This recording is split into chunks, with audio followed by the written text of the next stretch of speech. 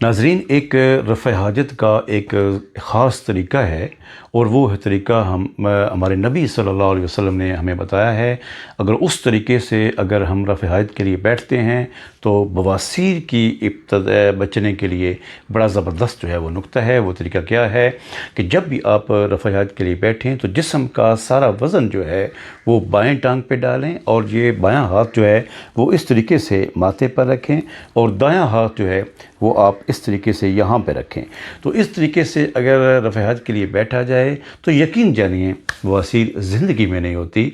और दोनों चीज़ें वो जिस तरह हज़रत अली करमुल्लाह वजहुल करीम ने फरमाया था कि बैतुल्लाह से बैतुल खिला तक अगर नबी करीम सल्लल्लाहु अलैहि वसल्लम के हुक्म के मुताबिक अगर हम चलते हैं तो हमें उसमें अजर ही अजर है।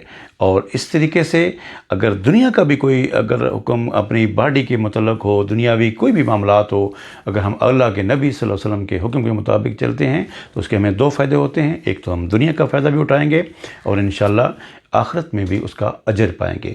तो अगर इस तरीके से हम रफ़ع हाजत के लिए बैठते हैं तो यकीन जानिए अल्लाह करीम हमें इस मर्ज़ से ज़रूर निजात दिलाएंगे। तो बहुत शुक्रिया। दुआओं के साथ इजाज़त चाहूँगा।